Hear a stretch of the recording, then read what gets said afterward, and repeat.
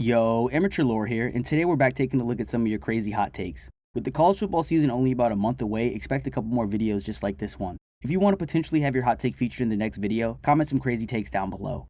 Okay, cool. Be sure to leave a like and a sub if you mess with the content. Now let's jump right into some of your hot takes for the 2025 college football season. First hot take for the video comes from Kyle Hartman 04, who says, Ohio State goes 8-4 and misses the playoffs.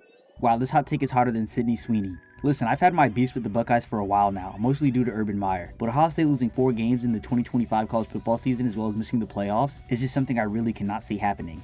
Whether we like it or not, Ohio State is the new Bama. They're the top dogs of college football. Check this little stat out. Since 2002, Ohio State has only lost 4 more games in a single season twice, and 3 more games in a single season only 3 times. Bro, for the Buckeyes to lose 4 games this season after coming off of a national championship to happen, the Florida Gators would have to win the national championship with Billy Napier winning the Heisman as a running back / free safety. This 2025 Ohio State football team might not be as talented as last year's squad, but you still know their offense is going to go nuts. They return arguably the best wide receiver in the country in Jeremiah Smith, as well as someone who I was high on last year who kind of got lost in the shuffle, wide receiver Carnell Tate. I love the take, Brody. It'd be fun to see it happen, but we all know it's not. At least we do know there's one game they'll lose this season, and that's the mission. This next hot take isn't really even a hot take, it's more of an oracle from the college football prophet Lawson Boutros, who says, hot take that will come true, Montana State will beat Oregon in week 1, I'm telling you. I mean, when you put it like that, how could I not agree with you? Matter of fact, you sound so sure, I might just bet everything I own on the Montana State money line. You got me with the rakeback if it doesn't hit, right bro? More seriously though, I know Oregon went 13-1 last season, but Montana State wasn't playing around either, finishing last year 15-1. And no shots to the Ducks, but the Bobcats did manage to win their playoff game and make it past the semifinals. I'm just saying, a little food for thought. Okay, jokes aside, this was funny, but we all know the Ducks are going to put belt to ass on Montana State in week 1. Our next hot take comes from Extreme Rocker 456, who says 4 Big Ten teams will make the playoffs this year. Penn State will be the favorite to win the title heading into the first round, but will lose in the quarterfinal. Is this even really a hot take? Is it so outlandish to think that 4 Big Ten teams will make the college football playoffs? Wait, now that I realize it, didn't 4 Big Ten teams make it to the playoffs last year? Well, let's just finish the hot take anyway. Right off the top of my head, I have Ohio State making it in, and Penn State making it. Throw in Oregon as well for a safe bet. For the final 4 spot, I could realistically see a world where that spot gets taken by either Indiana, Illinois, USC, or Michigan. Now that I'm saying it out loud, I feel like there's a higher chance the Big Ten gets in 4 teams than not. For the Penn State portion of the take, I know the Nittany Lions had an extremely Mickey path to the semifinals last year. Let's be real, SMU and Boise State, that's Mickey Mouse as hell. Regardless of them playing in Disney World for majority of the 2024 playoffs, with what they returned this year having 2 elite running backs, a solid O-line with some fire wide receiver additions in the transfer portal, with the cherry on top being quarterback Drew Aller, who I dare say is a top 5 QB in college right now, I don't doubt they'll be the favorite to win the Natty. When it comes to losing in the quarterfinal, nah, I'm rocking with PSU, no igneous, metamorphic, or sedimentary. I'm thinking they make it to the semis at least. Thanks for the take though, homie. Y'all know I couldn't go another hot take video without talking about my Florida Gators. So this take comes from Christian Yates ZE3SI, who says Florida finally has an 1,000-yard receiver / Florida has an offensive season that rivals 2019 LSU.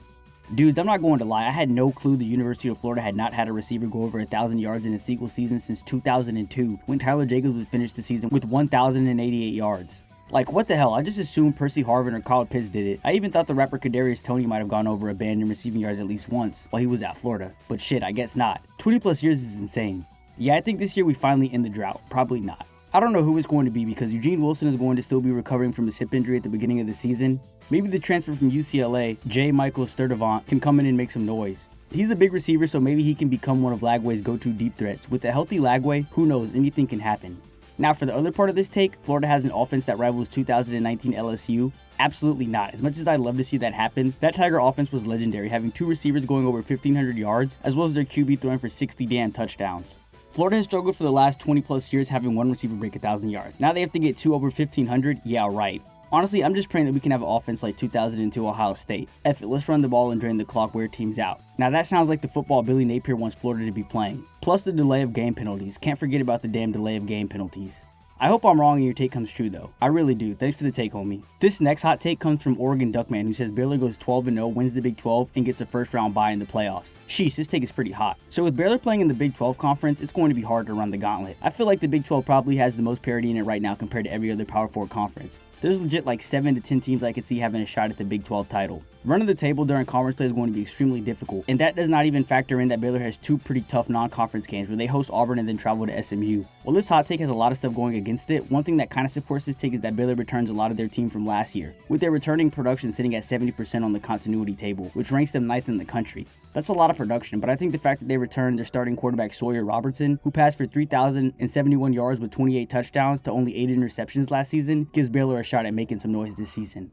12-0 with the first round bye in the college football playoffs, I don't know, but them potentially making it to the 12-team playoff with maybe 2 or 3 losses, I can definitely see it happening. Yo, this is so weird, but our next hot take comes from another dude with Duck in their name, as Evil Duck of Pain and Despair says Yukon will be in the Group of 5 playoff race. I forgot to mention that while I was recording this video, but Yukon is not a Group of 5 school, they're an independent.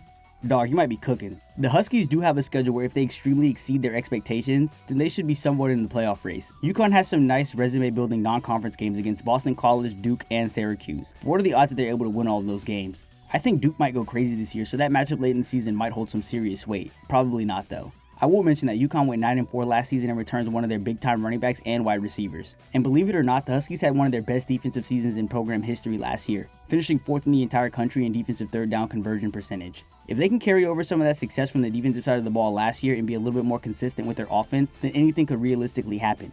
I mean, who would have thought Indiana and Arizona State would have been in the 2024 12-team playoff? Certainly not me, and if you were one of the few who predicted that, email me. I got rent due soon and need a big rake. This next hot take is not really about any particular team, but instead a player that comes from Baron Smith 147, who says Tailon Green is a top 3 quarterback in the SEC. I'm assuming you mean will be a top 3 QB in the SEC before the season ends, because if you're saying that Tailon Green is currently a top 3 quarterback in the SEC, I need whatever you're smoking. I'm going to a Wiz concert soon.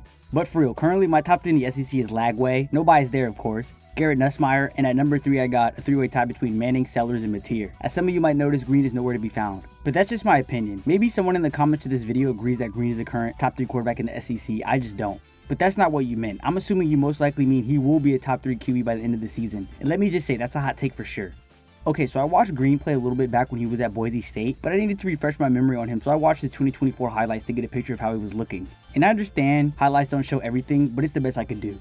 Alright, so from what I saw, Green is definitely a big threat to take over a game with his feet, as last year he rushed for 602 yards with 8 touchdowns, as he had by far his most rushing attempts of his career in 2024. But what I was most impressed by was his ability to make tough throws. Don't get me wrong, he probably missed a lot of shots and made some mistakes throughout the year, but from what I saw, he was really throwing a lot of dangerous balls and more times than not executing on those dangerous throws. Game managers are cool, but to win big games, you need a QB with big balls. And while they would lose in week 2 to Oklahoma State in double overtime last season, Green made plenty of big throws, tossing the ball for 416 yards with a touchdown, and showed a little bit of his clutch genes in that game. I did notice his play dropped off drastically against higher competition, and he's going to have to really step it up, because if you're not playing well against the Georgias, Bamas, and Texases of the world, can you really be a top 3 QB in the SEC? I really like Sam Pittman as a head coach, and I like the way he's able to get that extra out of his players, if you know what I mean. So anything can really happen, but if I'm being honest, I can't see Green being a top 3 QB in the SEC. Top 7 potentially. But what the fuck do I know? Because I was just watching a bunch of videos online, and I guess a lot of people think Green's going to be a first round QB pick in the NFL draft next year, so who knows? The final hot take of this video comes from EZJ9727, who says, the winner of the Indiana vs Illinois game will make the playoff. This take is gas, Brody. If y'all remember in my last hot take video, I did mention I was extremely high on this 2025 Illini football team. So right off the jump, I agree with the Illinois part of this take, because I think there's a good chance that they will fight for a playoff spot this season. When it comes to Indiana, their schedule this season might be even easier than last year's, with no tough non-conference games. I will admit though, their toughest games on the season are all on the road as they travel to Oregon, Iowa, and Penn State. But if they could maybe go 2-1 through this stretch or 1-2, but run the table, they should have a high chance of making it into the 2025 12-team playoff. But like this hot take mentions, that game versus Illinois might be the game that decides if either team makes the playoffs. If both teams come into that matchup undefeated, which they should, then that game could be a huge resume booster. I really think one of these two teams will make the 12-team playoffs, or at least be on the outside looking in, so that week 4 matchup is going to be huge. Fire take.